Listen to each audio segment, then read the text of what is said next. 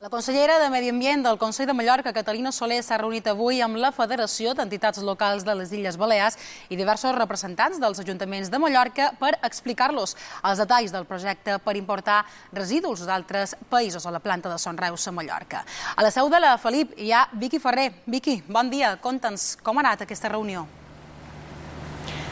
Bon dia. La consellera de Medi Ambient, Catalina Soler, ha anunciat en els Batles de Mallorca que congelarà les taxes de residus en el 2013 i que no serà el Consell de Mallorca qui les cobri. Per motius administratius ho seguiran fent durant tot el 2013 els ajuntaments. La consellera també ha dit que espera que la llei que permetrà importar combustible derivat de residus d'altres països europeus s'aprovi en el mes de desembre.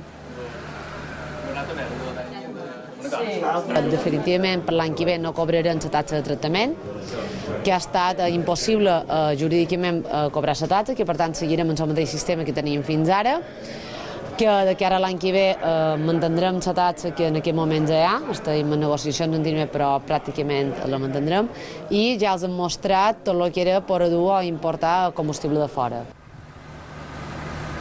El Batlle Socialista d'Esporles ha dit que és una incongruència convertir Mallorca en un femer i el de Binissalem diu que és millor aquesta opció que haver de pujar les taxes com va fer la legislatura passada. Des de l'Ajuntament d'Esporles, que és un poble que reciclam més de Mallorca, que tenim un sistema de pagament per generació, aquestes propostes que el Consell cobri la taxa, nosaltres ja ens hi vàrem oposar, perquè considerem que cada ciutadà ha de pagar en funció del que generem, i a damunt estem en contra, evidentment, de la importació de residus cap a Mallorca per la seva incineració. Considerem que hi ha mecanismes que les declaracions de la Consell de Salta d'Ivan són desafortunadíssimes, com dir que el reciclatge no servia. O estan parlant de tornar a pujar, com se va pujar la legislatura passada, entre un 40 i un 50% la tassa d'incineració, o cercar altres alternatives perquè aquest cas no se produeixi.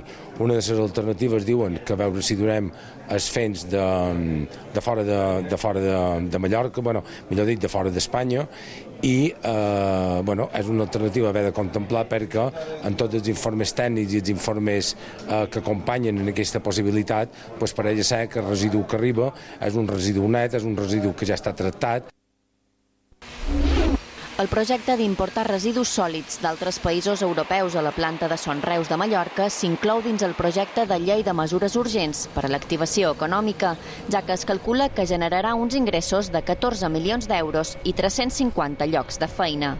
A més, la iniciativa evitarà haver de pujar la taxa d'incineració als ciutadans, que a hores d'ara és de 131 euros anuals. Els residus serien pretractats als seus països d'origen, de manera que no contaminen ni fan mal al medi ambient. Només s'autoritzaria el tractament de residus amb el certificat reglamentari exigit per la Unió Europea. L'incineració de combustible de residus sòlids permetrà rendibilitzar la planta de Son Reus i equilibrar els costos de l'excés de capacitat. A dia d'avui només es cobreix durant els mesos d'estiu, però la mitjana és de 400.000 tones quan podria absorbir un màxim de 700.000. França, Alemanya i Holanda són els principals receptors europeus de combustible i un exemple en sostenibilitat ambiental.